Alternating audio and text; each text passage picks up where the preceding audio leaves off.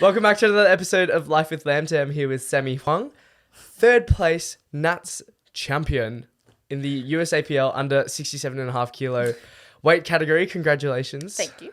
I'm keen to unpack your story today. You are a pediatric nurse, but I guess the podcast is going to centralize a little bit around your upbringing and I guess the trauma and the chase and the excitement of what your upbringing was. But who are you, Sammy? Talk to us a bit about yourself. So I'm 22 years old. I'm a pediatric nurse. I obviously recently just competed at Nats. It was lots of fun. I'm not sure how much fun Chris and Carol had when I was squatting. That was a real cinematic moment for everyone. Let me unpack that bit. So, we're going into Nats, everything's good. I've trained really, really hard in the last couple of months, all up for this one day, right? And we get to squats and we're opening and I'm, doing my first squat. Set it pretty light. I've done this in training so many times, this weight. I'm yep, easy, no worries. Mind you, my squats were probably my best lift and most consistent lift going into Nats. And Chris himself was saying, I think you're going to have a really good meet with your squats. Bro jinxed me. This is all your fault. He actually cursed you. What the fuck? So talk to us about Nats, all the training that led up to it. Yeah. I know we both go to a merged gym and that's how we sort of know each other. Yeah. I remember we first met through Sunny, your friend, and then I think you started doing a few more casual visits and then everyone was egging you on to become a member at a merge, which has been an incredible move for you, I think, and the way that you were training and the way that you are training now, it's been so beneficial to move to a place where it's a bit more, I guess, focused on exactly what you want to do. But you've been training so hard. Talk to us a bit about it. Yeah, I don't know. So I actually... Recently, I competed at Synergy, which is in Peninsula Barbell, I think that's what they're called. And that was July 3rd, and I was with an old coach at the time.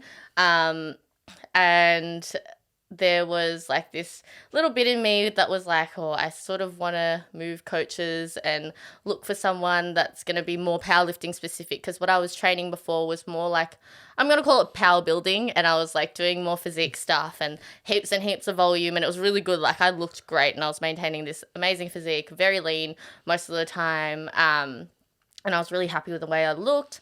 There was just a lot of fatigue, and with work and everything, the mental fatigue, I was really getting burnt out. And when I was comparing my results for my powerlifting comps and all my strength sort of thing, I wasn't seeing too much of a difference. And I think I was sort of I think I need someone who's going to be a very technical coach, because powerlifting is such a technical sport. As much it is strength and that sort of stuff, I feel I don't think people realize, and myself, I didn't actually realize how technical it really was until I sort of made the move to Chris, who's an expert at the sport himself. 5 times body weight. Shout out to that episode. Crazy Incredible stuff. Human being. He really is. And just to add on to that as well, yes, the technique wise, but also how you load manage as well. For powerlifting, a lot of the times I used to want to train with friends and do bodybuilding, get a pump, chase a pump, but it would sort of impede the sessions after. My compounds would suffer, and then as a result my training would suffer, and then your mental suffers, and then you just spiral. Classic powerlifter sort of lifestyle and regimen. But it's an incredible sport, just how technical it gets, both programming wise and also actual performance wise. So yeah, I love it. I love it so much. For sure. And I think that load management is so important, right? I reflect back onto my first 2 competitions that I did, and I was still doing lots of the bodybuilding stuff. I was really, really doing that volume, hitting high volume, high intensity all the time. And I remember after I did my first and second comp, the DOMs, there was no delayed. It was just OMS, onset of muscles, onset of muscle soreness right there and then. I felt crazy sore, and the next week, I couldn't really train because it was just I was in so much pain. And so I would have to take a week off. Whereas at Synergy, I think I spoke up more about my fatigue, and I was sort of like, I think I need to cut down a day and like leave a little bit of volume out, sort of thing. And right after Synergy, I actually felt great. Like that was like the best I've ever felt after a comp, because we cut down a day and I was doing less and less volume, sort of thing, and doing more of a power like lifting block, sort of thing. And then when I moved to Chris, like we're obviously still sort of figuring out our load management and sort of thing, but he's done so well at the moment. Like I've not felt sore as such during my training block, which is amazing. Like I've never not felt sore before, and I think that's just because I always push myself to like RPE 15, because I'm trying to look good, you know, and get really strong. But I don't think I realized that that's not how you get strong. It's about like maximizing your training and making it the most efficient to you. Like some people benefit from the volume, some people don't. And I'm someone who can cut down so much volume and still make that progress. And after Nats, like I felt amazing. On Sunday when the boys were competing, I went to the comp and I wanted to compete. I was like, I want to compete right now. Like put me on that platform. Like I will compete again. And literally 2 days later, like I was back in the gym. bench PB. I saw that. I'm yet to experience that because I've just like been cooked straight after comp. So yeah, it is about that load management. And I think powerlifting's so beautiful in the sense where you're trying to train at sort of RPE7 and then you're trying to maximize that RPE7 as you go. So it's such an interesting way of training because yeah, there's so many studies coming out like, oh, you should be training to failure. That's how you're going to see the most musculature growth. But with powerlifting, it's like, no, let's like keep it subpar as much as possible, load manage so that you're going to continue riding this wave. So it's not like I'm going to peak too hard and then crash. And I feel like currently I'm experiencing that, you know, that PB week has really knocked the wind out of me. Yeah. So trying to recover from that. But shout out to Chris, he's been helping me a lot. Can you talk to us about like the transitioning of coaches? I know it's sometimes a really tough conversation to have. Yeah. Like you hold so much respect and weight on the influence that your previous coach would have had on you. And like to switch that up can be almost like a breakup in that sense. Like, can you talk to us a little bit about it and how that all went down? Absolutely. I think it was like a breakup for me. Tears were shed. That was like the first time I'd cried in like 2.5 years. Like I'm not much of a crier, but when I was going through that process of thinking about changing coaches, I was obviously going through that fatigue and that mental fatigue as well. And I think my old coach wasn't really coaching a lot of people who were in the nursing industry or doing stuff that I was doing. And he wasn't a powerlifting coach, obviously. But for basics and everything like that, like he was really good, could get that all down. And then I was obviously going to Emerge at this point. I had been peer pressured into joining Emerge. I have not regretted a single day. Yeah, good. good. And I've obviously met some really great people while I've been at Emerge, and heaps of people around me were like obviously seeing the potential that I could have, obviously knowing the volume that I was doing and everything, and they're like, oh, like maybe you should think about like changing coaches, like sort of thing. And it was already sort of planted in my mind because I was already sort of thinking about it, because I was like, look, I don't think I'm making the progress that I should be making, and I think that with my potential I should have been at a different stepping sort of stone by that stage. And I was like, oh, maybe I can think about like, you know, changing coaches. And like at this point, I'd asked one of the boys at the gym, Naveed, like he was telling me, yeah, shout out Naveed. He was telling me about like all these coaches, and he was like on it. He was like, these are like 3-4 coaches that I know in like the East Side that might like, you know, you might benefit from training with. And wait, quickly, shout out to Naveed for doing that, because he could easily have just been like, well, yeah, Chris, like just go to Chris. Yeah, like, he's my coach. Like, do that. So yeah, shout out to Naveed for recommending the coaches. I know it can be such an overwhelming sort of process, and you sort of touch on the idea of, I guess like that breakup aspect, but you also touched on the idea that you should be at a certain level, or you felt that you could have been. And it's about having that sort of respect to understand that about yourself and about your own training, and sort of not taking into consideration like what the coach has done for you. Like you have to be selfish in that sort of essence where it's like, I want this for myself and I know that I can achieve it, but I'm currently not getting that stimuli or that progress or achieving as much as I think I should be. So I should make that jump and make that switch. Yeah, definitely. And I think that was for me like really hard to do because I'd been with my old coach for 2.5 years and like he stopped the crying. You hadn't cried in 2.5 years. That's literally probably why.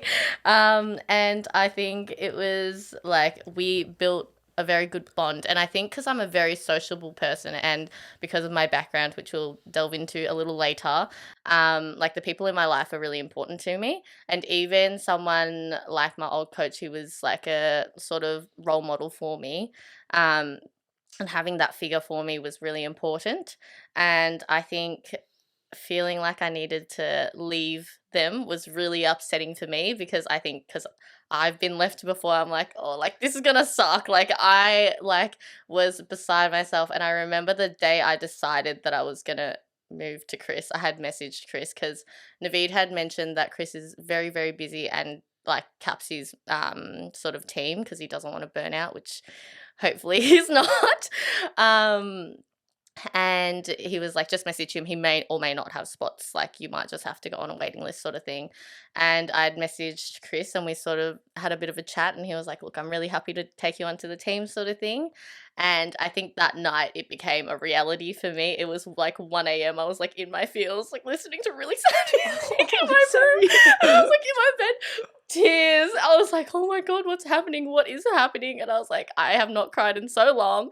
And I'm just like crying because I think it really hit me. Like I have to leave my coach, right? And like it felt like a proper breakup because I'm like, God, is this how people break up with? Because then I was like preparing what I was going to say and like how I was going to say it because I was like, I didn't want to come across like, I didn't want it to sound like you don't know what you're doing, like I'm leaving you for this reason and blah, blah, blah. And I know like in the industry sometimes leaving your coach, I've spoken to a couple of people and they're like, it doesn't always end well. And there's sometimes it can be really awkward or like there's like this bit of tension that's like, and it shouldn't be. Like I don't think that it should be. I don't think as well. And to jump in as well, like my mum's a PT and she has like a cyclical sort of relationship with a lot of her clients. Like, and it's fitness. Fitness is such a broad umbrella term for anything and everything. Powerlifting, power building, two different things. Bodybuilding, another thing. F45, I don't know, HIIT training, like anything can sort of come down like this sort of caliber of fitness. So you can't really pigeonhole yourself into one coach for one thing. People are always going to want to try different things. So my mum said, hey, look, like understand like what you're going through in terms of like switching coaches and stuff, but look, like this is what's happened with me. I've lost clients because they've wanted to try something different, but they've always sort of come back. Not always, but they've always, oh my God, I said not always, but always. They have sometimes made their way back to her because the thing they were trying didn't quite work out for them. So then they sort of resorted back to something that sort of brought better memories out. And when you sort of cut a relationship really suddenly and in a hostile way, no way is that client going to want to come back to you whatsoever. So as long as you can make it amicable and understand that the fitness industry is pretty ancestral, man. Like everyone's just fucking switching, chopping, changing, and then like going back to certain things. Like I know Josh Sim, who I'm hoping to get on the podcast, like he did powerlifting and then he did a bodybuilding show and then he took a huge break and like made content. And then all of a sudden he's like running a half marathon. So it's like he can do whatever he wants. And that's what's incredible about the human body. So just to add on to that. Yeah, no, it's pretty crazy. Like there's a lot of people who do that. And I think that's really important because I started training with my coach for the physical and physique sort of thing. And then when I found powerlifting, I sort of thought, this is my thing. Like I don't want to do like the physique stuff anymore as much as I used to. And I think after I competed at Synergy, that's the day after I decided I was going to obviously tell my coach because I was like, I got to do this. And I had been thinking about it for like weeks on end. Like I remember I was just talking to Jaden about it at the gym. Like I was worried out of my mind. I was like, I just don't want him to react badly. And I think it's safe to say that it ended as well as it ever could. Like I had brought chocolates and lollies and a bottle of wine for him. I was fully like so worried. And I was like, I wrote him a card. Like I fully, like you should see this card. Like I'll show Jaden later, but I have a photo and I've like written like the smallest writing on both sides because I'm like writing all this stuff. I'm like, please don't hate me. Oh, you're so cute. You did show me that card. It was I actually did, really yeah. sweet. Yeah, it was very, very sweet. And I think what helped for the both of us was that we sort of were going through the same thing. Yours was more like, I could be doing better. Mine was like, I'm genuinely like in the gutter at the moment with my training, and I sort of need a change of environment. And no hate to whoever was coaching me before, but yeah, I think it helped the fact that we could go through it together. So it's like, what tips do you have to break up with a coach if you're finding that you're not progressing? I think something that's like really important is just like making sure that you are doing it for yourself, like coming to that realization that, oh, like I think I need to change so that I can become better. Like it sounds a bit like rude, but like you sort of do have to be selfish. Like being selfish is so important because otherwise you're going to just be stuck in this rut for like such a long time and you're going to feel awful, and then like mentally you're just going to feel more and more like tired, and then like you're physically just exhausted as well thinking about it all the time.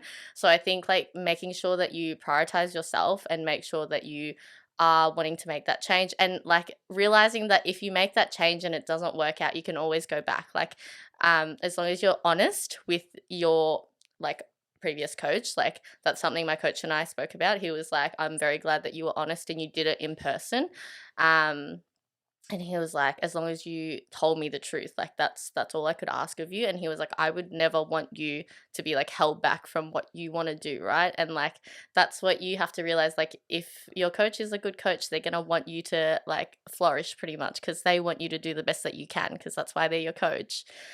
Even if that means that it's not with them, but they helped you through that journey sort of thing. So it's like really nice to know that like even though my coach isn't coaching me anymore, he watched the whole live stream of my nats in a different country. Like that's like I like love my old coach and his girlfriend as well. Like we're all very, very good friends, and like, you know, I was taking over for his clients while he was in another country sort of thing as well. So like it's not always going to end badly, and I think if it ends badly it reflects more on the coach than it does on you, because if you are honest with them and you tell them what your needs and wants are without being obviously a dick about it, I think that's just more like, well, the coach should sort of be a better person and they should care more about you than they do about like their business, essentially, because at the end of the day it's business. Like fitness industry, people are going to go in and out, and that's something my coach said. He's like, people come and go for me all the time. He's like, I have clients that stop training,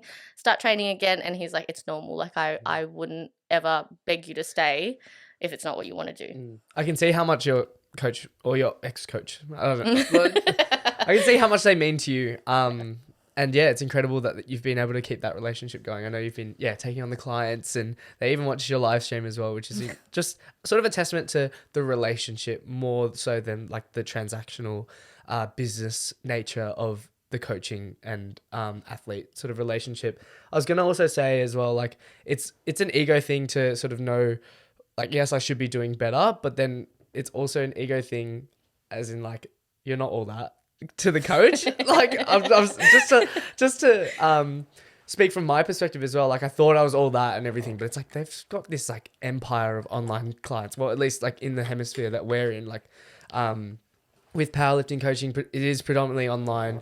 And you are getting feedback online, whether that's via text message or Loom or just like sort of a catch up. You're not all that. And the cyclical nature of the fitness industry is that you are going to be replaced. So know that in your heart. It's such You're replaceable. Yeah, you are replaceable. That's such a dick thing to say, but I think that's something that I needed to know. Like when I did transition coaches, like I am not all that as well, and it's like me leaving is not going to make that big of a difference to someone's business, because they've obviously got their own model, and they're on social media, which is ever growing as well. They're going to post client highlights, and people are going to inquire because they're curious about the progress that they might be able to make. And then it's a necessary transition about knowing about what performance looks like for you and what achievements are achievable for you as well. For sure. I completely agree. And I think like me and my old coach, like we still joke about it, like when because we both go to Emerge, and I remember the first day I like had broken up with him. He had told me he was going to the gym the next day, because I was like, oh, when are you going to the gym next? Like I'll come, and he was like, I'm going tomorrow at 6, and I was like, right, I'll see you tomorrow at 6. So I waited all day until 6 p.m. to like go to the gym to like catch him. And I could get there at 6 p.m. to train, and then he messages, and I message him, and I'm like, where are you? And Jazz, shout out Jazz at Emerge, was like, oh, Maurice literally just drove off. And I was like, I messaged him, I was like, I knew you'd be like this after we broke up. And he was like, yeah, I don't want to see you. So it was good. Like we can just joke about that sort of stuff, which is really nice. That's such a stitcher. I know. I was like, I could have gone at any time, and I waited till 6 so I could go to see him. And then he's like, oh yeah, I had other plans. Sorry. Shut up. Oh, far out. That's funny. That's funny, Sammy. Yeah, I know. But yeah, I'm glad. Like, this is the thing. Like, I'm so grateful for the people that I have in my life. Like, I feel like most people that I have in my life, like, I just have such a blessed relationship with a lot of, like, people that are in my life, as I said. Because, like, they're all just, like, I mean, we can get into it in a bit. But, like, yeah, not having, like, my family around, like, all these people are my family, essentially, like my chosen family, which is kind of cool. Like, you don't get to pick your family, but I sort of got to. I know, and fun. You should be a podcast host. I was literally about to get into that, but Okay. yeah, I think you touched on the idea of, I guess, a breakup and separation being a really daunting thing for yourself. It can be really hard to break up with someone. And we've had to go through that. Yeah. I think, like, in my past relationships, I've been like too scared to, and then just held on until it was like, well, I'm going to make a mistake, so it's going to be on me, but I'm happy to take that instead of actually confronting the issue, which, like, completely should not do not recommend at all. Definitely just initiate it. It's probably better for long term than it is like that short term, like, ripping of the Band-Aid. But for yourself, separation and, I guess, missing family is a big factor in your life, and it's sort of what has made you the person that you are today. Where do we begin with this? Like, it's just such a life story. It's like, well, all right, now everyone buckle up. I was like, next 40 minutes is going to be Sammy. I was like, do you guys have 45 minutes for me to explain this story? Because that's probably, like, it's like my personality trait. I like, I just don't have parents, sort of thing. But it all sort of started when I was, how old would I have been? I would have been like 8. My mum and dad like split up. My dad wasn't very present in the relationship, and he was not a very good dad. There was a lot of things that I probably can't say on the podcast. But he like left because mum and dad sort of were fighting every day. And I just remember day in and day out, I would just be at home and all I hear is yelling. So I like grew up in a pretty broken home, and it was like, you know, seeing my dad leave, sort of thing. I was, as a kid, like, a lot of people are upset when their parents leave because they obviously love their parents, but I was like petrified of my dad. And when I was like, oh, he's not coming back, I was like, party time. I was so happy. Like, it was just like a really like good feeling for me, and I was like, oh, like, it's just me and mum, sort of thing. And like from the ages of 8 to like 16, it was just me and my mum. Were you in Melbourne, Australia? Yeah, I was in Melbourne. So I was born here, grew up here, and like everything. And then mum had a restaurant.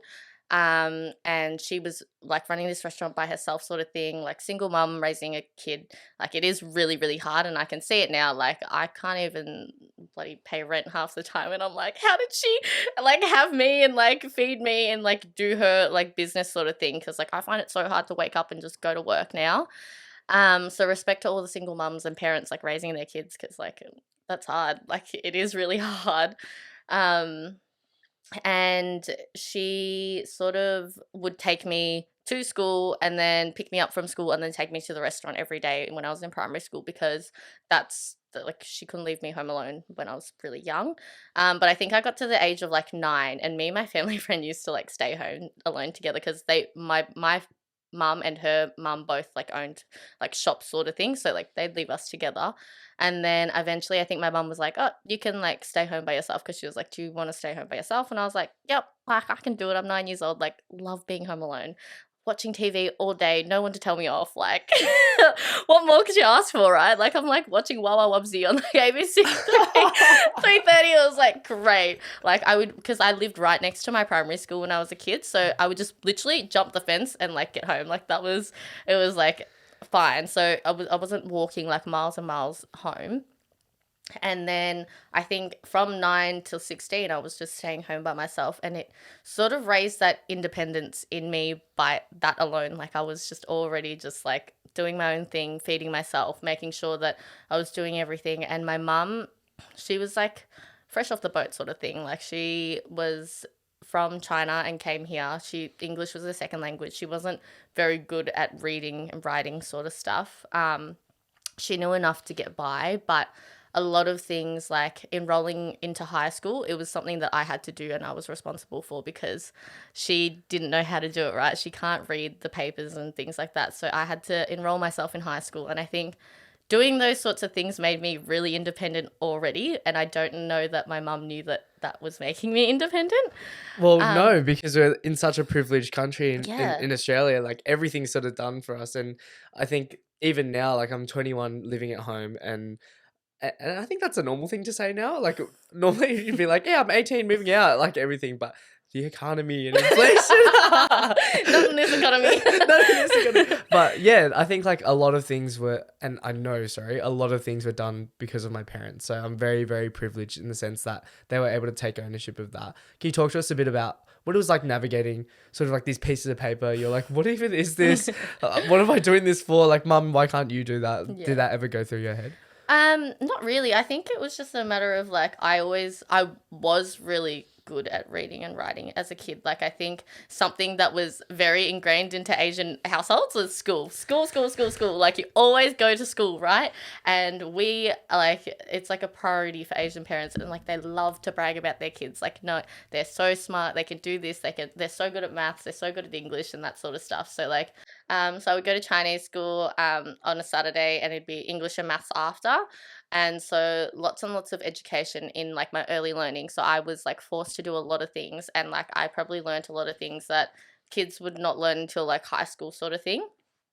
And I think that actually prepared me to do those papers. Like, I was able to fill those papers out. I never questioned it. I never thought twice, like, why isn't my mum doing it? I'm like, I should be doing this because my mum can't read English. Like, she's not going to fill it out correctly.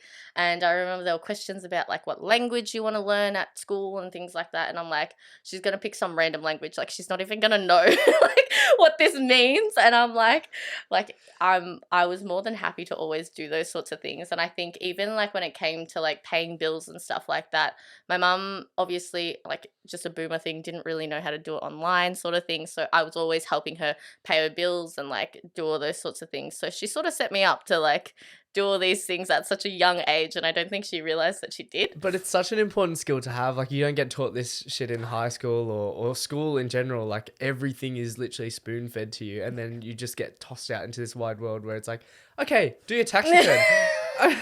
You know, and it's like, okay, pay your bills, like choose which oh my god, super provider, or like you know, like all these things that I'm looking at now, not even like to the full extent, because like still very grateful, like my parents are helping me with that, but you're looking at all those things and you're like, what is happening?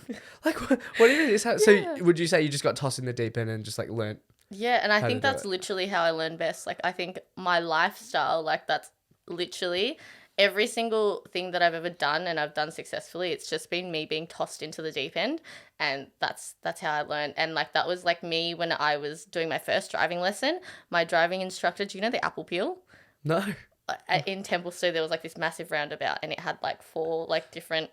Yeah. Okay. And that was my driving instructor goes, okay, we're going to the apple peel. I had never driven a car before, and this man wanted me to drive through a bloody roundabout that had like 5 exits, and I was like, this guy wants to die. He has a death wish. Like, he has a death wish. I was like, you don't want to get in this car with me right now. And he's like, don't worry, I've got brakes on my side. I'm like, there is nothing that is going to save you if I drive us into this roundabout. I promise you. But I did it. I drove through it like it was nothing. He's like, why were you worried? I was like, I don't know. But I think that's like a lot of things in my life. Like, I just like get thrown into the deep end, and then that's what happens. And then I just like flourish. Like I think I do thrive a little bit under pressure. Like I like that little bit of like, yeah, you sort of have to do this. Brilliant. And I think it correlates to, you being a pediatric nurse, and the career choices that you've sort of delved into, which we will get into a bit later.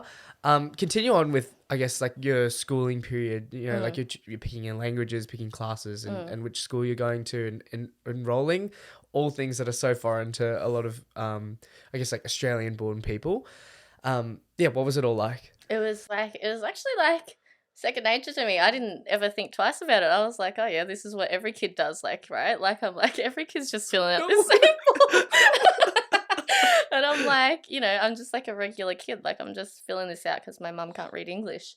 And like picking the languages, I was like, yep, I want to pick Italian. Like I want to do this. And I was very fortunate in the sense that I got to pick what I wanted to do for that very reason, that my mum couldn't read the English and she couldn't do those certain things. So I was very lucky in that sense, because a lot of kids ended up being stitched up with like French or like Mandarin, and it was just harder than Italian. So I was just lucky that I picked the easy one. But yeah, I think going through school, like I think growing up in my primary school, like it was just like a regular school, and then I graduated, and then I went to high school and I met all my friends, and like one of my best friends from prep, he was going to Doncaster. I had 4 schools that I think I put in my preferences. It was East Doncaster, Baldwin, and Ivanhoe girls, I think, something like that, and like did all the tests and whatever. But my best friend from prep was saying that he was going to Doncaster, and I was like, yep, that's my decision. I'm going to Doncaster. I'm a sheep. I'm going to Doncaster. And so I followed my friend there, and I think it was like sort of the best decision I made in my life, because I think going to a public school really helped me later on when this whole story like unpacks, because I didn't have to pay school fees. I didn't have to, because school education is free in Australia, thankfully enough. And like when it came down to it, like I didn't have to pay for all these expensive things, and I didn't have to pay for school fees that were like $10,000, $20,000. And I was intelligent, but not intelligent enough to get scholarships that were fully paid for. But yeah, and I think growing up with all my friends and stuff at school, I think because my mum was still not around, because she was still running this restaurant, my friends very, very quickly became my family, because I didn't have a lot of family here. Like a lot of my mum's family are in America or China, and I obviously don't see my dad's side because that was sort of cut off after my mum and dad split. And so I'm just like living my life in high school. I'm very, very close to my friends, sort of thing. And like we would all hang out at my house every day after school because no one was home. Like it was Free house. Free house. Let's We go. were doing absolutely nothing but eating oven baked like chips after school, and watching like making like random video stars. Do you remember video stars? Video stars. Oh my god, throwback. Literally, and like we would just do some like silly stuff after school, but it like they're all such core memories for me. Like I just remember all these things that I'm like, oh my god, And what I think, are we doing? I think I can hear from the way that you're speaking about it, like you reflect back and have really fond memories about sort of your childhood, which is incredible considering, I guess, the circumstances that you went through. Sorry, but I guess you did preface that your dad leaving the picture was actually really relieving, Yeah. and sometimes that is the case, which is, thank you for sharing as well. Can you sort of look back now and see any instances where your mum's absence sort of impacted you as a kid, or have you given that much thought? I think it definitely has, and you know what? I think both my mum and dad being absent, not that I would have realized back then, but in my first serious relationship, I think that now that I look back at it, I wasn't like the greatest girlfriend, but I think that was because of my mum and dad being absent. And I think although I like to say like, I'm a really good person, blah, blah, blah, the truth is I'm not perfect. No one is. Trauma is like a real psychological thing. Like it leaves you with what are they called? Like qualities and things like that you probably don't subconsciously think about, that when you aren't healed, like it comes out. Like it's that trauma that really brings out the worst in you. And I think now that I look back, I was like, oh my god, I did that because my mum and dad went there. And like I definitely have a fear of abandonment. Like I think that was one thing that I really had in my first relationship, and I think I let a lot of things slide, or I would sort of gaslight my ex into thinking, oh, you have to stay with me. Like I would make him feel bad for things that weren't really in his control.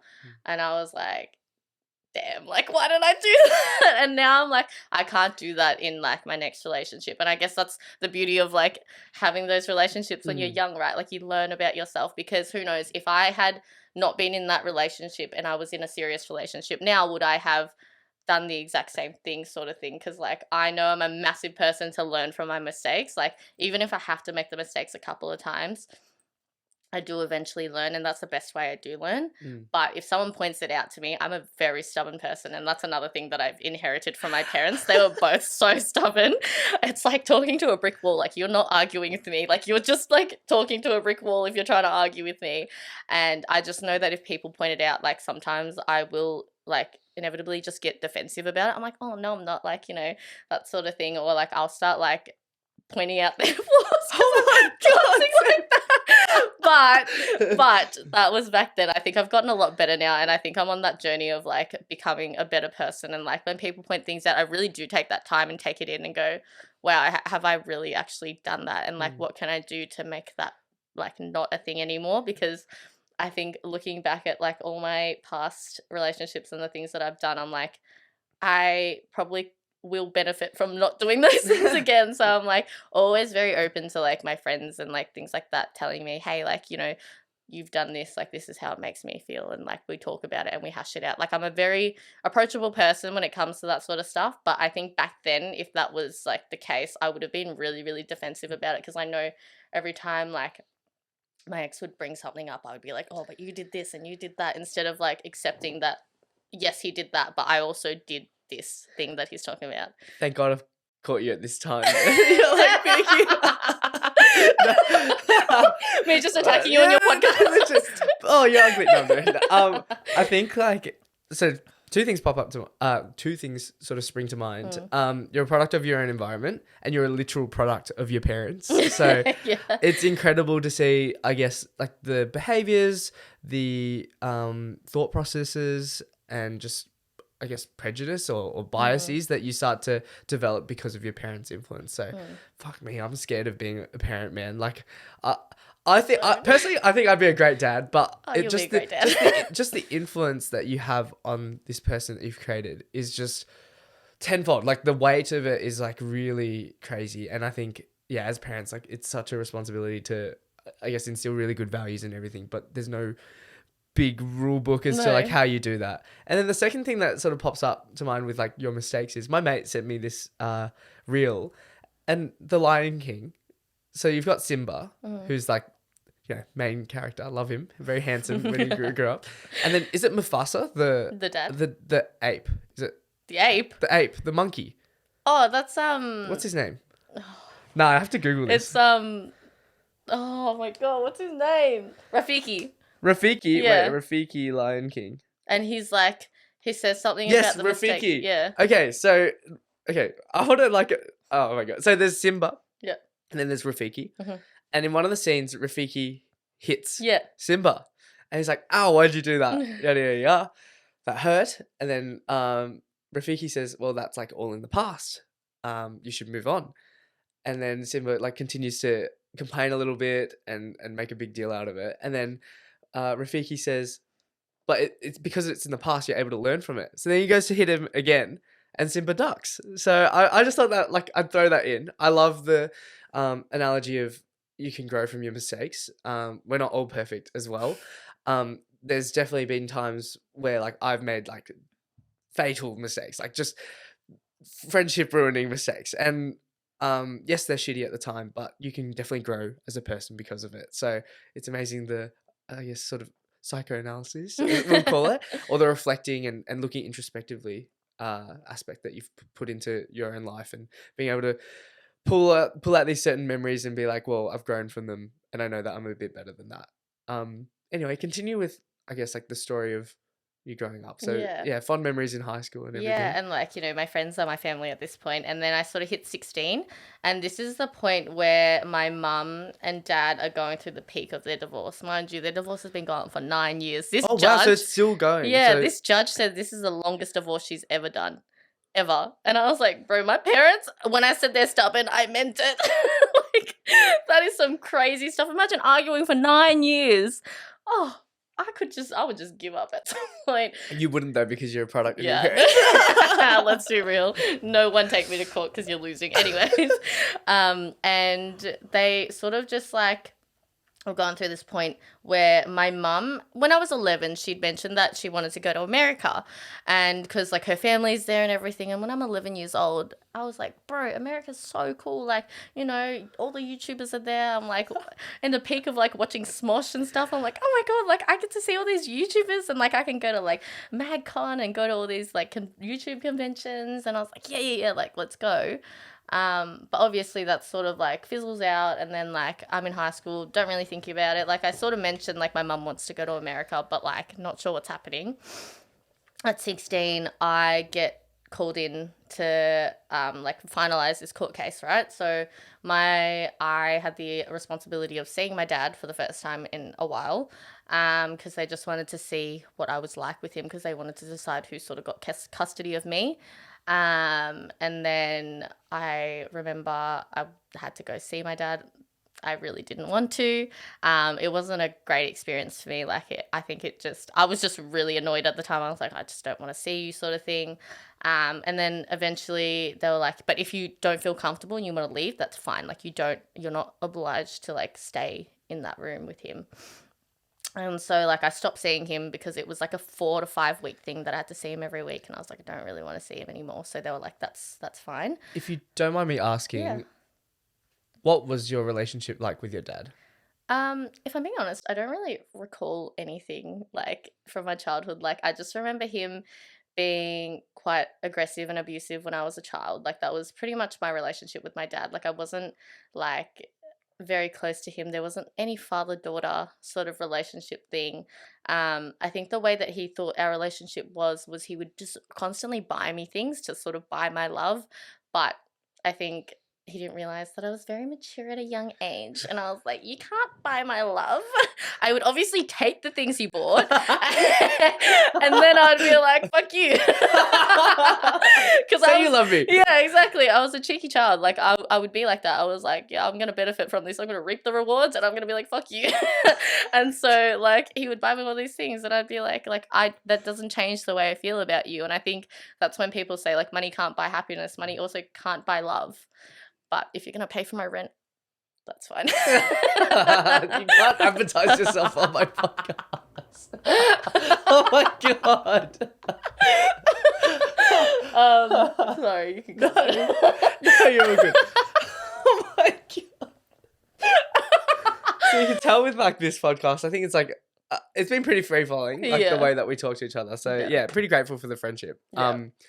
But continue Yes. with the, so you had to see your dad for about 4 to 5 weeks. Yeah. And what do they do? They just put you in a room together? Or? So pretty much I had to see him on our like meetup agreements. So like I would go to his restaurant, which was in Boxhill at the time.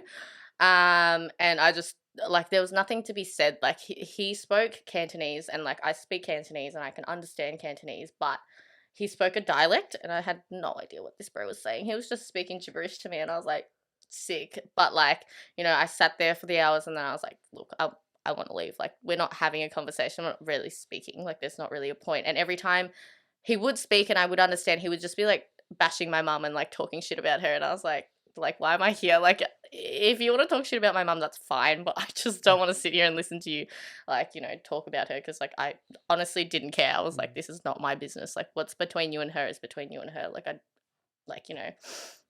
And then after that, I had to actually go into the court. That was actually really cool, like going to the court for like the first time. Like, I've never been to a court before, and they had like a kids room. I was 16, and they're like, I know you don't really want to be in the kids room, but like you sort of have to sit there while like the parents like go and do their thing. And in this courtroom, it was like a psych experiment. They pretty much put me and my mum together in like this little space and see how we interacted, and then put me and my dad together. and see how I'd interact with both my parents. And pretty much that's how they decided who got custody of me. What? Yeah, they like. So what was the jury looking, or is this? It was just like one lady. I don't like know. a psychologist. Yeah, or some sort of whoever they've put in charge of like deciding like what type of like body language and things like that. I think. How do you even be impartial to that? I don't know. Like, I mean, maybe there's some obvious signs, but yeah. Incredible. Because I think it's really hard, especially when the kid actually likes both the parents, so you don't actually know how to like pick. But yeah, the kids' room was actually lots of fun. There were like a couple other kids in there as well, but they were much younger than me. And I was just playing with them. Like they wanted to play Mario Kart and they got their ass whooped. So, you know, it was lots of fun. And then after that, they pretty much like had settled the court case of my mum's got custody of me and my dad will just like, if I want to see him, I can sort of thing. Did he want custody over you? Yeah, because it would piss my mum off. Right. And how did that make you feel? This is what I wanted to get into as well. Sure. Like your relationship is obviously very fractured, and you didn't quite get along very well. How did it feel to sort of be this like almost like object or like token piece that he was trying to acquire just to piss off someone else? Yeah, I think it did really annoy me as a kid because I was like, he thinks that like I'm stupid. Like that's what it made me feel like. And I think that's one thing that like has like followed me on to now. Like I hate people who are condescending and think that I'm stupid. And like, yes, I can be stupid sometimes, but like when but when they talk to you and they talk to you in a way and it's like they think you know nothing, and I'm like that's just kind of crazy, like that you think that I know nothing, especially at the old age of 16. I was like, I'm like I can read social cues, and I think my EQ is pretty. Sammy, I think you'd be. I don't know. I feel like 16 is pretty still. I don't know. You're still developing. That's true. Some people my age or our age are just like. Yeah, still develop. That is very true. I guess like at me when I was 16, I was like very, very aware, and I was like, look, I know you're doing this in spite of my mum, like, and it just really annoyed me because I was like, you don't even care about me, like you're just doing this, and it was annoying me because if there was a possibility that he won, I would have had to stay with him, and I was like, I don't want to do that just because he wants to annoy my mum, and that was what really frustrated me. So did you get a say at all? Like, in those situations? Because I have no clue how this stuff works. Like, can you just be like, I want mum? Sort of. I think something that they have to keep in mind when they like that sort of stuff happens is like that the mum might be like paying off the kids sort of thing, like offering them prizes and things like that if they say, oh, you know, you have to say you want mum, that sort of thing. But I think they know that at my age that I sort of would not, like, you can't pay me off to do stuff like that. But yeah, it did really sort of like frustrate me a little bit and irk me that my dad only wanted me to piss my mum off, because I was like, oh, well, you obviously don't care about me, and my mum did care about me. And I wanted to live with her. Like I was like, there's no way that I'm living with you. Even if I do have to live with you, I'll find a way not to live with you. Like it was just not happening. But fortunately enough, I was able to live with my mum. And then the court case is sort of settled, and my mum's like, great, we can go to America now. And I was like, hold on, pause. America? And I was like, yeah, we talked about that when I was 11. I'm now 16. I did not want to go to America. And like, I had my life pretty set up at this point. Like I had my boyfriend at the time, I had all my friends, and I had like gotten to the Congley Dow. Yeah. Oh my god, I remember this. Wait, you told me this. We both were part of Congley Dow. Oh. Yeah. Yeah. Okay. We both got like accepted both into got this. conned into going to uni Melbourne. But I didn't. You can't peer pressure me. That is a very smart program. Yeah. I'll give them that. Like, yeah, for sure. And for context, Congley Dow is like you get selected, you're the only person in the school, leadership qualities, doing really well at school. Wow, you've been noticed by Unimelb. Come to our lecture theatre so we can set you up for success and everything. And it's just, it's a scam. It's a scam. Fuck you. No, I'm joking. Sorry.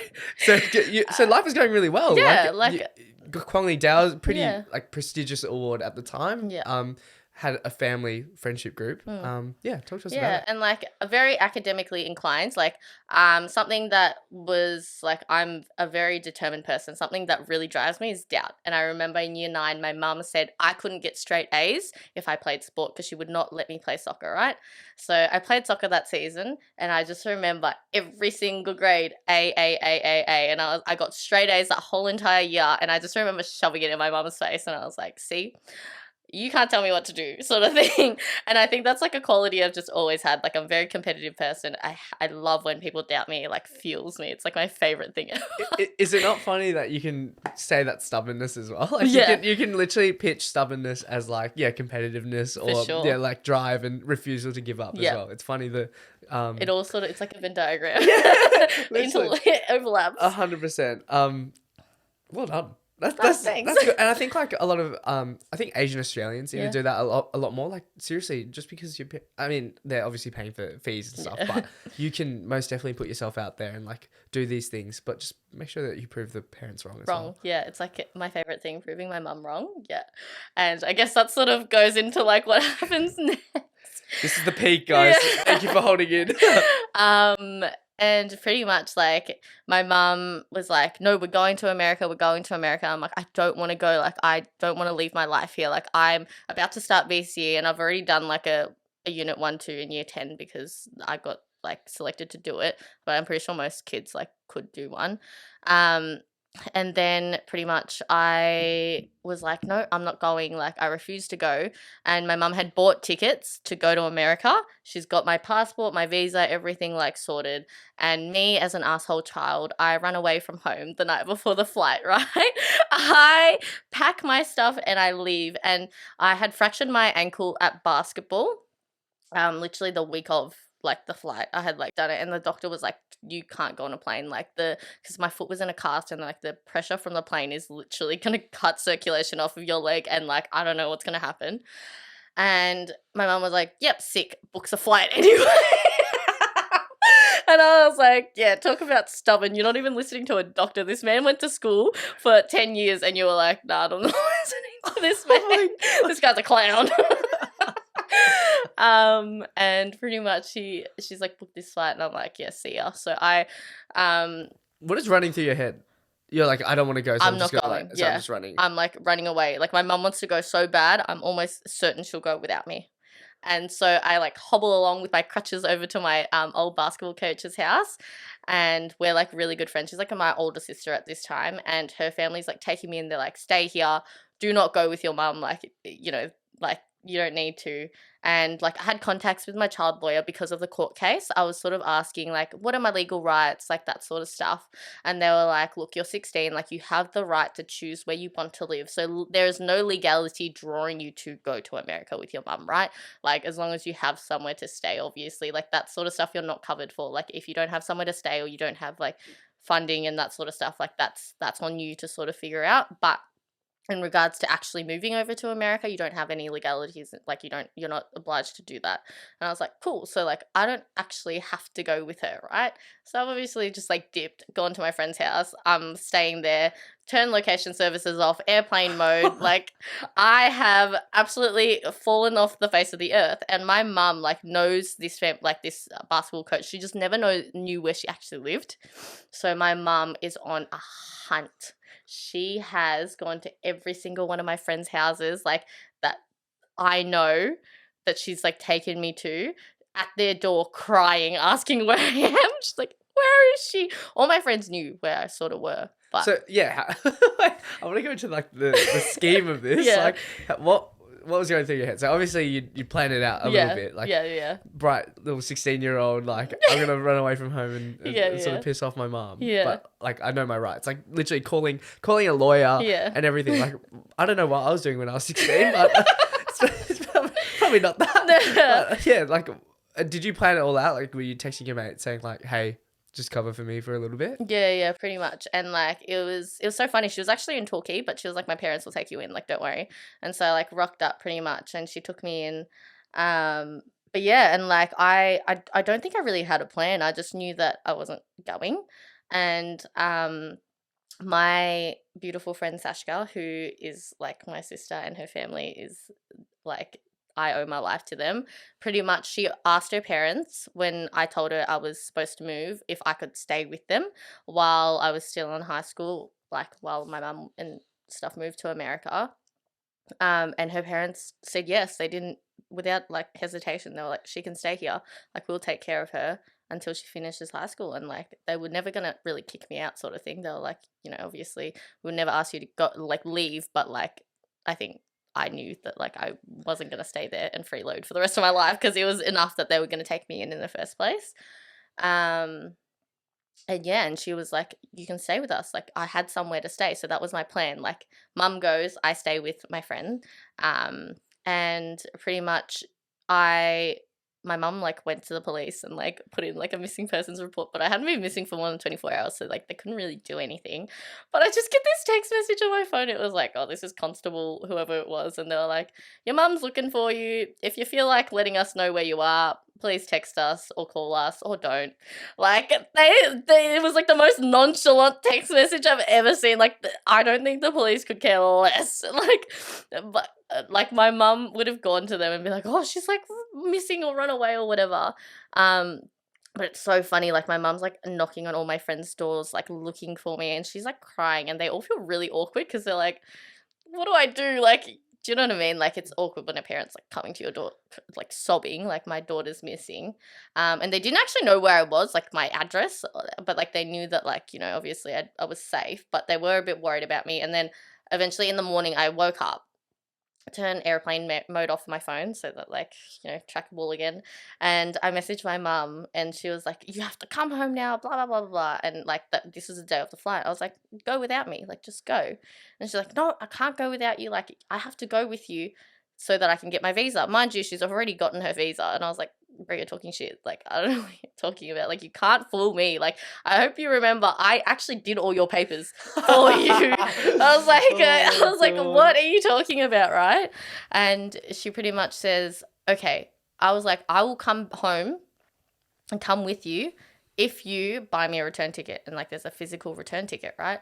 She goes, okay, I'll buy you a return ticket. And so I was like, all right, this is where I'm at. Come pick me up. Me with my crutches, I like hobble down, and I'm like hobbling down her driveway because it's the largest driveway. Mind you, my friend, bless her, she lives in this house and the driveway's crazy steep. And I'm like trying to get off this driveway. Oh my God. And then eventually I go with my mum, right? And the next day we end up flying to America, and I like leave all my stuff here because I'm like, I'm coming back. My mum's bought me a return ticket. She sent me the itinerary, and she was pretty much like, yes, I've bought you a return ticket. And great technology, right? If you've got the itinerary, you've got the ticket number, you've got your name and your passport number and everything, you can check in, check out online. Perfect. So I have the ticket. I have this return ticket, right?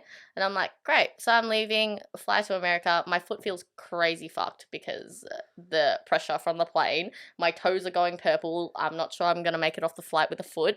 And then I eventually get to LA, and then this lady, it was great. I got like first class service. Everyone came and like wheeled me around the airport. I was like, damn, I feel like the queen here. Because LA airport's like massive. It's huge. It's so big. It's scary. Like that place, I was like, oh my God, I don't know where to go. Lucky I didn't need to know because old mate was behind me was like rolling me around. I was like, yeah, sick, amazing. And then I pretty much get to San Francisco, where my mum is like heading for, and that's where she lives now. And all her brother and her mum and stuff all live there, and her ex-boyfriend, or now ex-boyfriend, lives there. And pretty much we get there, and like, I'm feeling awful because I'm like, ugh, I can't believe I'm here, right? And I'm here for 10 days pretty much in my mind, because my mum was like, when do you want to come back? And I've said the 19th of December, that's when I want to leave. She's like, all right, perfect. So I've left on, like, I've got like a return ticket for the 19th, and we go to like the house where my mum's going to live, and we like check it out, whatever. I'm like, yeah, sick, whatever. We go to like my uncle's house for dinner, and I'm like bored out of my brain. And I'm like, oh, I hate this place. And like the cousins and stuff are there, and like we talk, like me and the cousins, like we're talking, but like I don't really know them. Like it was just general small talk.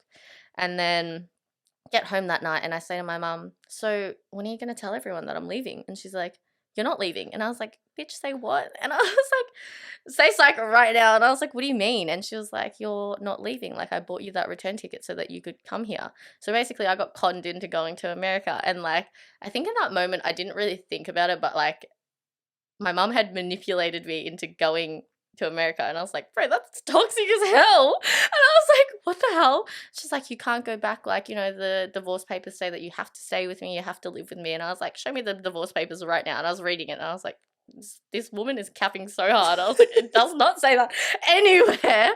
And so I was like, holy shit. And I like remember I didn't get to say goodbye to any of my friends because I thought I was coming back, right? And I think that's what hurt the most.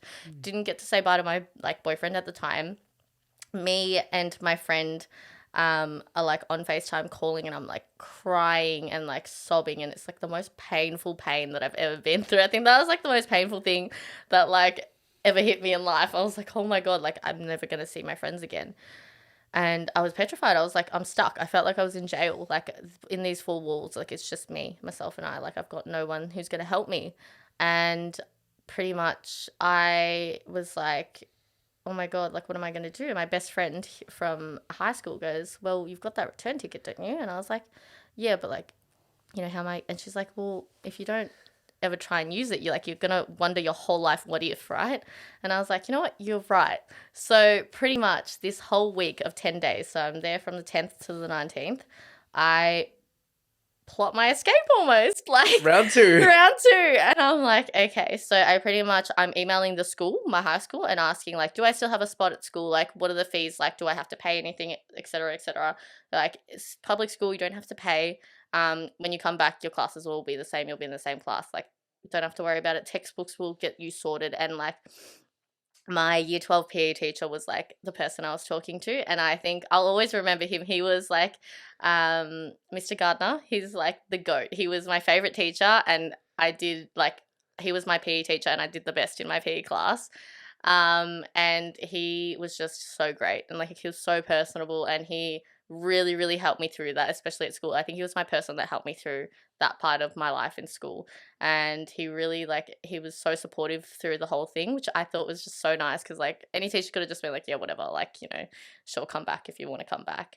But he was, like, you know, really giving me resources and saying, like, don't worry, I can print out textbooks for you. Like, don't stress too much. Just get back and we'll sort it out, sort of thing. And then I had to email, like, the San Francisco police and San Francisco, like, free lawyer sort of thing. And I was like, what are my rights? What are the jurisdictions in your, because, like, America's weird. They, like, do laws by, like, their county or whatever. And I'm like, I don't know what that means. And so I'm, like, emailing them. And I emailed the San Francisco police. And I say, hypothetically, I do this. What is the outcome, right? And my mum calls the police. Like, what are you guys going to do? And they're like, we'd probably rock up to the airport and ask you why you're leaving, and if we think that you have a feasible reason for leaving, we would let you go. And at the end of the email, they say, have a safe flight.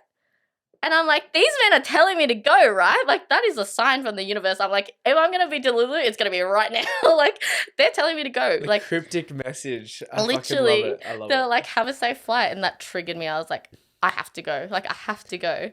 I want to cut you off. I guess you're listing these sort of emails and procedures as if it's like, yeah, that's like what jumps to mind. Like, what is it? I can't even like begin. Maybe it's like a guy thing. Yeah. I just can't think of like, oh yeah, like I have to email my high school and just be like, what do I do there? Like you've literally covered the bases in terms of like what happens if I get here? What happens if the police get involved in everything? Like talk to us about it. Like you're just sort of railing them off as if it's like second nature. Yeah, I don't know. I don't think I was thinking too much in my mind. I think it was just like the adrenaline was pumping and it was like, these are the things that I have to do. Like these are the problems that are going to present.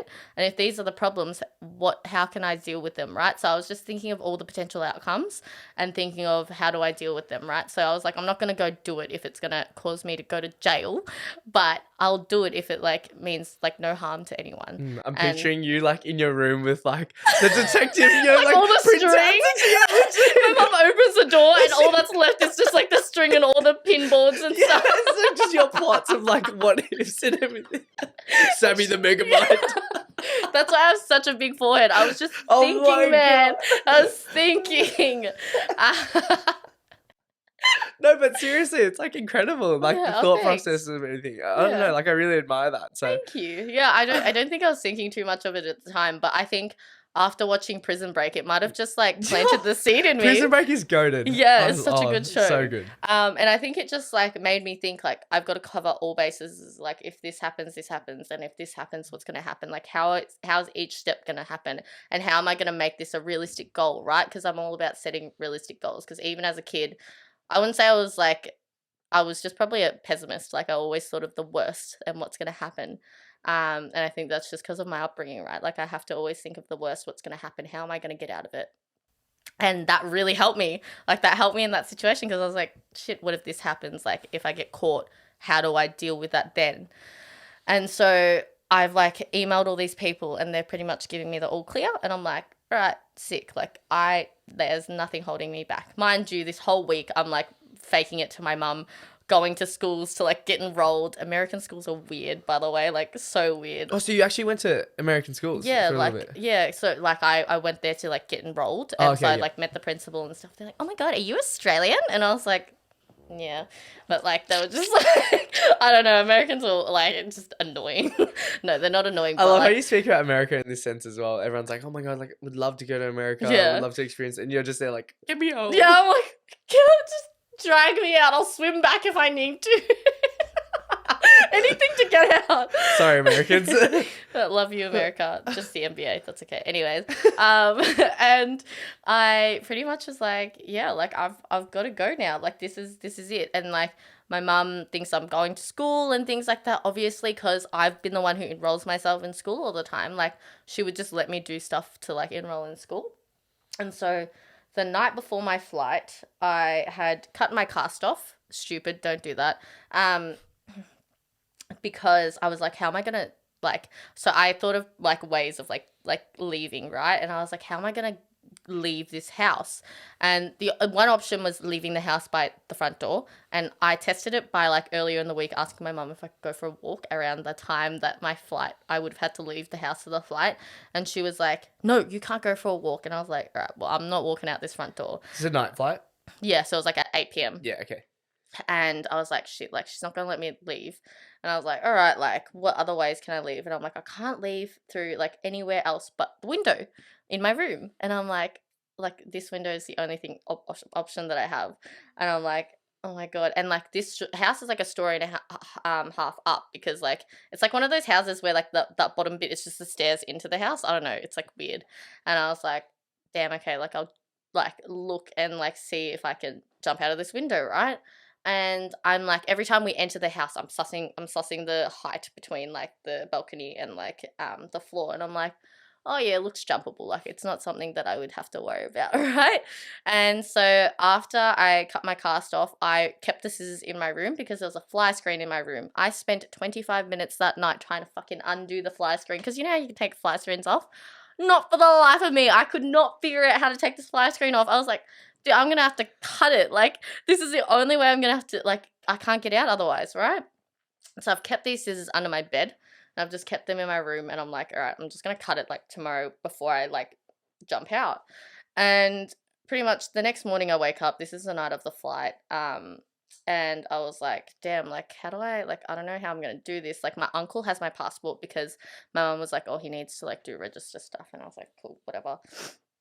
That day she took me to the doctor though, because she was like, why the hell did you cut your cast off, like blah blah blah blah, and she like took me to the doctor. I don't know how much she would have had to pay for it, because like Americans don't have healthcare. And I was like, damn, okay. And they pretty much did an x-ray and everything. They're like, yeah, you still need a moon boot at least. And so they gave me a moon boot, and thank god they gave me that moon boot. That like accelerated my escape to like the max, right? Because now I don't have to hobble around and I don't need crutches. And so pretty much like I had like this moon boot on my foot. And I was like, all right, that's the next step. And then I was like, what do I do now? Because my passport is with my uncle. And I tell my mum, oh, I need my passport for enrolling in school. Classic. Who the hell needs their fucking passport to enroll in school, mind you? You're an idiot. Sorry, jokes. Oh my god. Oh my lord. Anyway, she believed me, obviously, because like she's never enrolled me in school. Like, that's the reality of it. Like, she's never done it before, so why would she know that? Sammy is conniving. I'm evil. I'm actually so manipulative. Anyways, it works in my favor, and she gives me the passport because she's like, all right, like, I'll give you the passport for whatever reason. And then I start playing music on my laptop that I had there, and I just like put it at the bottom of the door where the gap is so that it's playing music out so she can't hear anything. And I'm cutting away at this fucking fly screen, and I'm ripping it apart because I literally, an hour before boarding closes, that's when he dropped off the passport. I'm like, holy shit, I have like an hour to get to the airport before I get like fucked pretty much. And so I'm like doing arts and crafts with this bloody fly screen, trying to cut it open so I can get out because bloody massive fly screen. I'm like, I gotta cut like the whole thing open. And then I have this little backpack, and I've packed like a couple of things, and people are like, how did you only have like a backpack? And I'm like, well, I didn't pack anything with me because I didn't think I was going. And so I have ordered an Uber 3 houses up because where my mum was sitting in the living room, there's a massive window and you can see out the front. So if I had ordered the Uber to the front, my mum would have been like, why is there an Uber at the front, right? So I ordered it 3 houses up so she couldn't see. The Uber was out of sight. And then pretty much I'm like, this is it. I dropped my little grey bag into like in the bush outside my house because I'm like, make the least amount of noise, and I'm holding onto like the balcony rails, and I'm like looking down, and I'm like, holy shit, this jump is so much bigger than I thought. I'm like pumping the shit out, like the air out of my bloody moon boot, and I'm like, I might like fracture my other ankle here realistically. I don't know what's gonna happen. And pretty much I just like made sure that I landed predominantly on my right ankle because my left ankle was the one in the moon boot, right? And so I just like balanced myself out a little bit. And I jumped out, and because I was like hanging on for ages, and I was like, oh my God, do I do this? And then I was like, so many thoughts were running through my mind, but then I was like, holy shit, if I don't do this, some neighbor's going to be like, some creep is like trying to get into your house. And because I was just hanging by the balcony, and I was like, fuck it. So I just like let go, and I get into this Uber, and I'm like, oh my God, I'm like one step closer. And I'd like turn my phone off, like put it on airplane mode. I've checked in to like the airport. I've got my ticket, like QR code on my wallet. And I've messaged my best friend from high school. I'm like, I'm doing it. I'll message you when I get to LA. And bro, this is like a movie. Holy shit. It was kind of crazy. Like, I didn't have many thoughts going through my mind. I was literally gonna ask like what is going through your head, but I feel like the adrenaline would just literally just take over. Yeah. Like, and you're just gonna refer to the string and then what game plan you had on that. I'm pulling out like No, that's so big brain though. Like even like the Uber 3 houses down, like incredible. Thank you. Yeah, I was like really like I watched Prison Break and I ate that up. I ate it. Shout out Prison Break. Yeah, literally. And pretty much I was like, yeah, damn, like I've got to leave now. Like I'm in this Uber. Like this is it. I've got my passport, got my bag, got my phone. I'm leaving. I pretty much leave, and I get to the airport, and I'm like running around, and I'm like, fuck, I'm just gonna have to ask someone because I'm not gonna try and find where I am. Mind you, in my plan, I forgot to mention this, in my plan of escape, when I was doing my plan, I looked at the San Francisco airport map and the LA airport map because I was looking at where I landed from San Francisco into LA so that I knew where my connecting flight was because it was like 10 minutes between flights. So I was like, I've got to have to sprint to like the next gate. And so I was like, damn, okay, I've got to do this. So I've got the screenshot of the map on my phone, and I'm like, yep, looking at it. But I asked the airport people, like, where is this terminal? Like, I got to get there. Like, there's 10 minutes until the gate closes. And I get there, and pretty much they sign me in, check me in, whatever, check my bags, and they like drug test me because they like, that moon boot looks sus. So I was like, I can take it off. And they're like, no, keep it on. And they start like swiping my body, and I'm like, I can take it off. And then I get cleared, and then I sit on this plane. As soon as the plane starts flying off, like this relief in my, like I just felt all this pressure like sort of like lift from my chest. I was like, I've just like done that. Like I just like literally just flew, like I'm flying to LA now. Like that's it. Cause like San Francisco police, like it's not in their jurisdiction in LA anymore. Like that's it. And my mum can't call LA police and be like, hey, like, you know, and I was like, I think I've done it, right? And I'm like, oh my God. And I've sat next to this beautiful like lady on the plane, and we're having this lovely chat. She was going to see her daughter, and I was telling her what I was doing, and she was like, oh my God, like you have to, like, once we get on like the connecting, the terminal connector thing, she was like, you have to push everyone out the way and let everyone know that you have a connecting flight. And she's like, I want you to get home. And she was just so lovely. And she was like, she was sitting on the outside bit, and she's like, we'll swap seats so that when like everyone gets up, you can go. And she's like, grab your bag and just go. Bless her. And pretty much the bloody connecting thing was broken when we got there. And I was like, oh my God, like I'm not going to make this flight, because it was 10 minutes between landing and this flight, like check-in closing. And I was like, holy shit, I'm not going to make this flight. And then I finally get off this plane. I'm sprinting through the airport with my bloody backpack. That would give me the ick. I'm sorry, but if I was watching this back now, I'd be like, ew, why is she doing that? Like running with a backpack? Like that's crazy. I would never do that. I never did that. And then I get to the airport, right? And I get to the gate, and there's not really too many people there. And I'm like, I think this is the gate. And I'm like, shit, maybe everyone's boarded.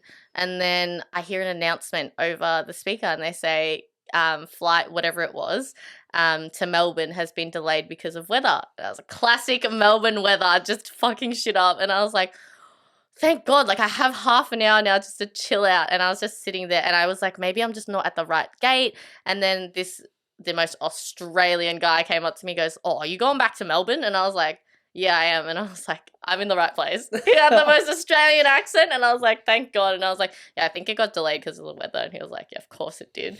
And then like when I got on that flight from LA to Melbourne, I was like, I made it. Like this is it. And when I was in LA, I put my SIM card back in and like turned my airplane mode off.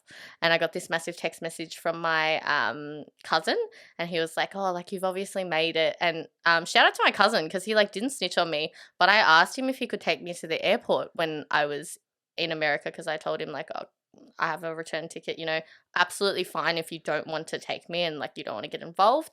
But I also asked if you could just keep it between us. And he did, because he didn't tell anyone, because my mum obviously didn't know. But he was like, just respectfully, I don't want to get involved in the drama, so like I probably won't take you. And I was like, okay, cool, that's fine. And he sort of messaged me, was like, oh, good job, like you've made it, sort of thing. And like I hope like, you're well, and like you do well in Australia, sort of thing. And he's like, just message your mum, sort of thing, and make sure she's okay, because she's obviously beside herself right now. And I was like, oh God.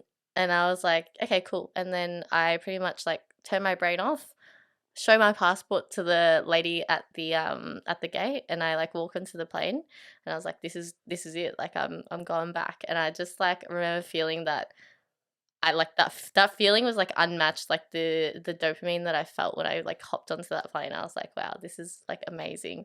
But the one thing that I did hate on the plane was I was sitting in the middle, and I was sitting on the edge, like the very end of the aisle, and I was like, obviously had my moon boot, and the fucking guy next to me, in like 3 times, not just once, 3 times, gets up to go to the toilet. Instead of just like stepping over me, man jumps and falls on top of my fucking fractured ankle. I wake up because I'm like, why am I in pain? And this man is just on top of me. And I was like, what the fuck? I was like, you could have just stepped over. What person tries to jump? I was like, are you crazy? And he did it 3 times.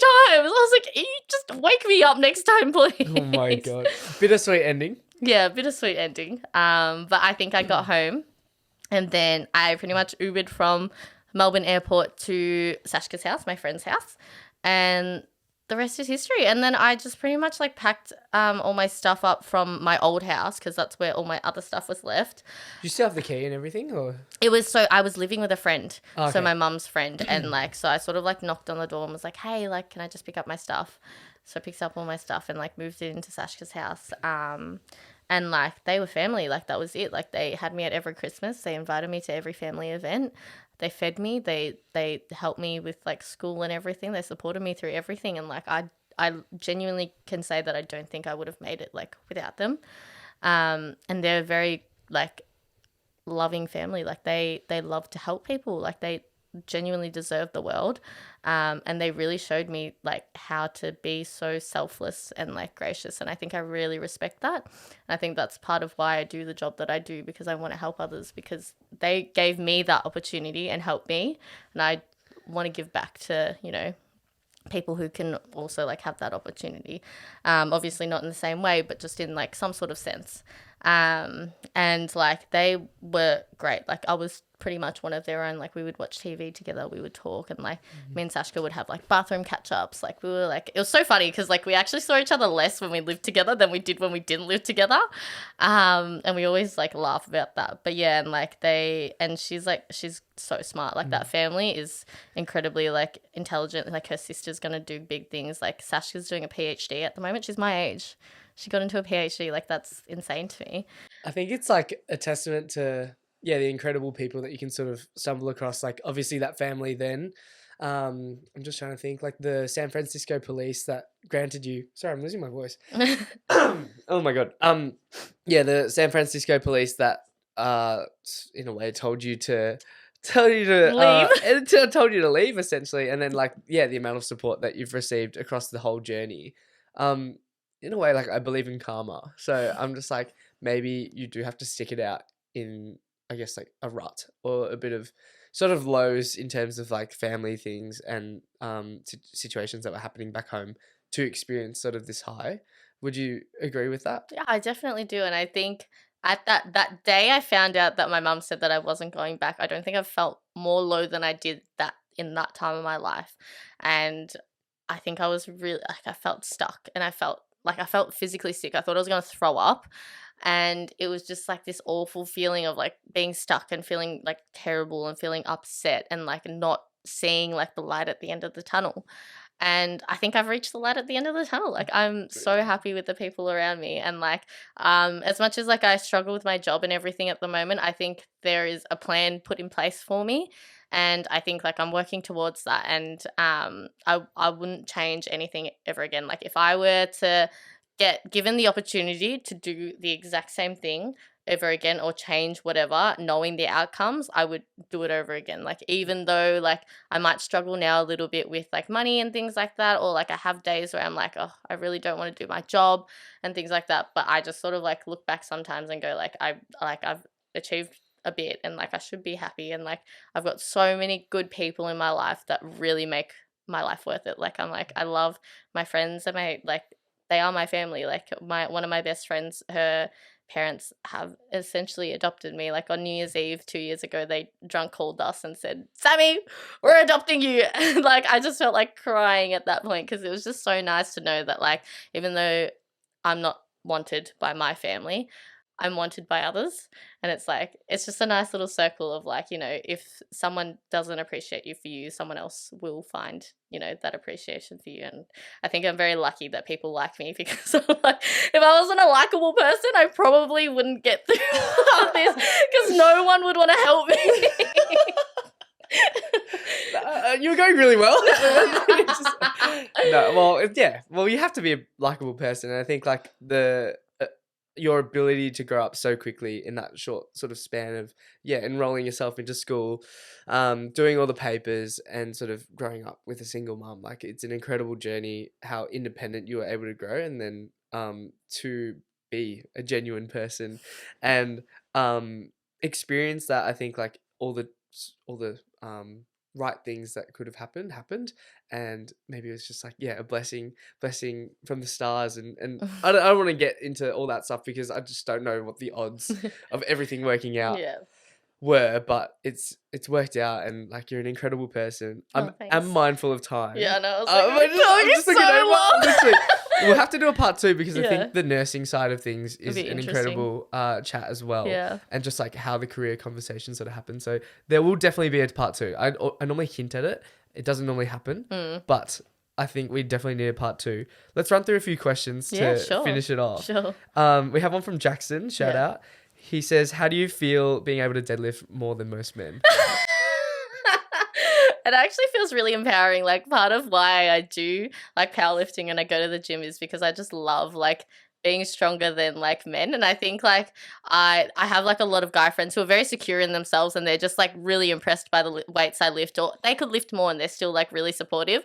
But it's all the really insecure men who are like, oh, like, you know, I can do this, or like they ego lift and like they go to the gym and like they're like, oh, I could lift more than that when I was like 12 years old, like that sort of thing. I just like making them feel like a little bit intimidated. Like it's just a little bit of fun for me. But yeah, I think like especially like my friends who like are powerlifters, I nowhere near. The comparison theory is so crazy in powerlifting. Yeah. I feel like there's, as soon as you're like, yes, I PR'd, you just look and it's like some 14-year-old kid just you're like repping your max. Yeah, literally. That's okay. Me spending my whole year trying to bench one red plate only for a 12-year-old to bench a red plate after 2 days of gym. It's all right. We move. We move. I'm gonna skip. Skip a couple of these. The flexing physio asks, "Is your nose desensitized to the smell of poo?" No. And you know what's crazy? I am like a fragrance fanatic. I have a really good sense of smell, and the smell of poo is still like, I don't know. And I can smell like infections in poo sometimes. Like I know the difference between like a C. diff poo because it's got a really pungent smell, and like a normal baby poo, or like a liver kid has a certain sort of smell to their poo. But yeah, I've smelled some crazy poos where it's like I have to hold my breath while I'm taking it to like the pan room, and I'm like mask on, holding my breath, trying, and I have to change my mask after because it's like lingering in my mask. I'm like, get it off me. Oh my God. Part 2, we will discuss all the ins and outs of being a pediatric nurse. I love it. Gus asked, golden retriever puppy or Labrador puppy? Oh, a golden retriever. I think I'll always pick a golden retriever because I just love them. They're so cute. Love it. Jazz asked, ask for her thoughts on Cranen and Swole. Oh my God, Cranen and Swole are like my goals. Like I don't know if you've seen them together, but they are like gym couple goals. Like if they don't get married, I will burn the world down. Like they're so like they're meant for each other. I like really believe that they were both just put on the earth for each other. Cute. Amazing. Cal, owner of Emerge, asked, what's next for Sammy in a competitive sense? You've placed third in that. Yeah. You know, you've sort of dabbled into power building, and you were jacked. Or you still are, sorry. Yeah. But obviously different goals and everything. You were very lean, like you said, when you were doing power building. Would you ever step on stage? Like, what's next for you? Funny you ask. I actually am competing in another powerlifting comp in 2 months, which is probably crazy because that's like 5 comps in a span of a year, and not many people do that.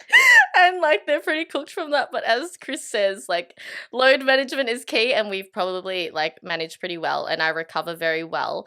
But in terms of jumping on stage, I have actually thought about it before, especially with my old coach when we were doing like the physique stuff. I did get to a point where it was like if you really committed to this, you could jump on stage, because he was like, your genetics are really good, your proportions are really good.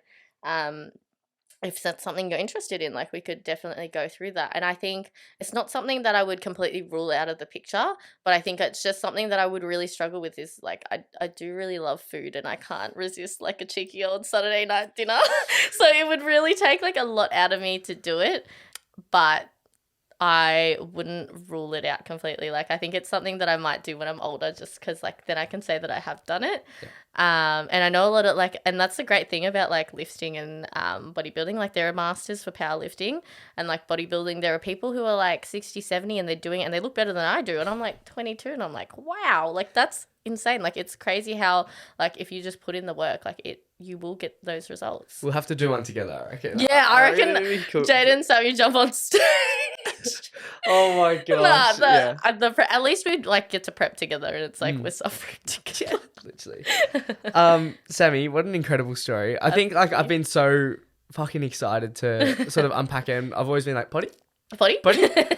And I think like from day one when we first like met and we did that gym session together, like we've been really well acquainted, like become really close friends as a result of it. And it's sort of a testament to who you are and the trauma, as you like to joke about, but I guess the journey that you've been on, not like I haven't heard a single story where someone has had to escape a literal continent to come back to Australia and make a life for themselves. And I think in part 2, we'll definitely dive into, I guess, like what it's like to build an independent lifestyle, how you like to juggle sort of working, having to fend for yourself at such a young age as well. Like it's not really spoken about, I don't think, to the extent that you're living it. So I'm really keen to unpack it. But yeah, I really appreciate how vulnerable you are with this chat. And you can finally forward this chat over to whoever meets you and they're like, so tell me about yourself, Sammy. Yeah, literally. So really appreciate it. Do you have like anything that you'd like to end on or I leave just out want to there? say thank you so much for having me on the potty. I think it's been great. Like, as you said, the day that we like met, we just got on like really well. And I think like you and I have both like been a part of like a gym community where we all do get along really well, and we're very lucky. But I love your podcasts, and I do try and listen to most of them. I was listening to the one with Jackson yesterday, and I'm halfway through it. I just had to train some clients after, so I couldn't listen to it while they were training. But I love your work, and I'm really hoping that your podcasts like keep like going, because like I really do like seeing you have all these interesting people, because it's all like always so good to see the different types of people that you have on these podcasts. So shout out to you. Yeah, thank you. And I think it's like when you put out the energy of finding people that are doing something that they're passionate about, I think more and more people start to catch on, and they're like, well, yeah, like I have a story to tell and I'm doing something that's I'm passionate about. So yeah, really thankful for you and thankful for our friendship. I'm keen for episode 2. Yeah, part 2. Yeah, literally far out, because this one's gone on for a while. So sorry. Oh my God, you're going to have to edit so much. Nah, it's all good. I reckon I'll leave a majority of it. Like it's there to be listened to. So be sure to follow at Life With Lam podcast. You'll find any of Sammy's links below, or you'll catch us at Emerge Gym. Yeah, Iconic everyone duo. Come to Emerge Gym, and we'll all do a session today. We'll do a deadlift party. Emerge deadlift party. Facts, and hopefully Naveed brings his Aladdin rug, and it'll be awesome. otherwise the deadlift party's not on. Exactly. Alrighty. Thank you. That's it. Thank you. Peace. Peace. How do we end this?